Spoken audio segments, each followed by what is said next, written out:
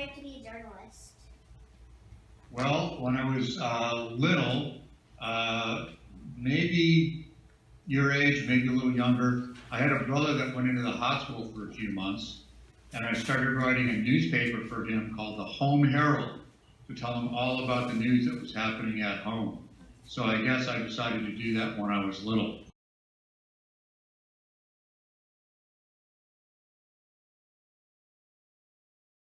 To her paycheck, she works as a doctor, I work as a journalist, and I have to be paid. And in order to be paid, I have to write stories. But maybe that's not what you're asking.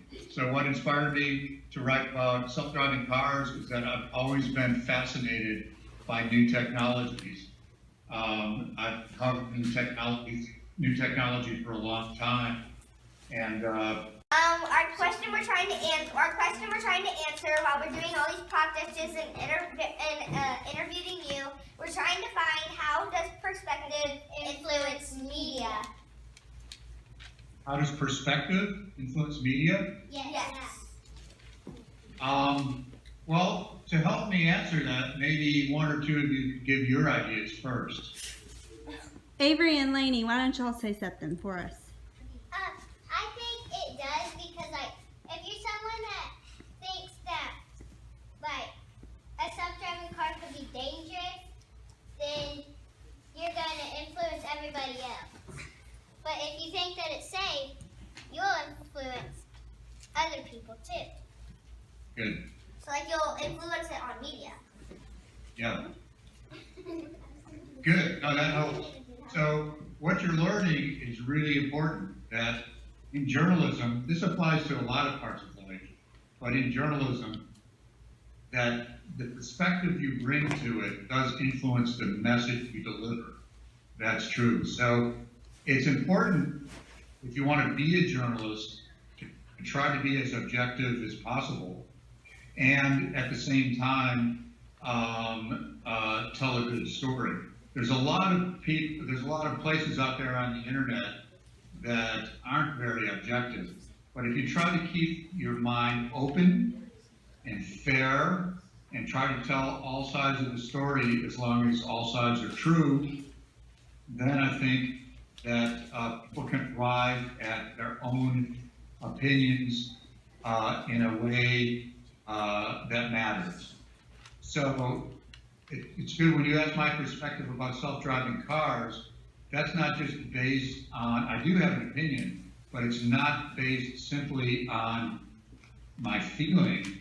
It's based on some of the reporting and research I did, including driving a car that had some self-driving features from San Francisco, where I live, to Reno, Nevada. So I was able to experience it firsthand, talk to experts, and that all influenced my perspective. So it's important when you develop your perspective to get all the facts you can first, and then try to be fair.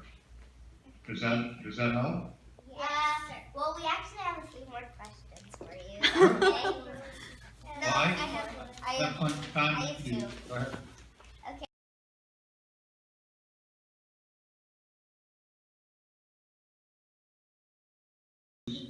So a lot of it is background reading from other reports that have been done, other stories. I look at research that's been done. You can start on Wikipedia, although I wouldn't totally count on Wikipedia, but that's a good place to start and to give you some ideas for asking further questions. And then whenever possible, just like you guys are doing with me, which shows how smart your teacher is, not because she picked me, but because she decided you guys needed to go right to the source. It's really important to find the people that are involved and talk directly to the people and get information that way. I try to do that as much as possible. Talk to the people that are involved in the story. So what about your school or your education would you change if you could? Only 1 day of school a week. Oh, but I would miss you guys. I say 2 days. 4 days. 4 days of school. 3. That's only 3. 4. Only 3. No, 3. Only 3 weekend. The rest of the week you get off. I would add a day.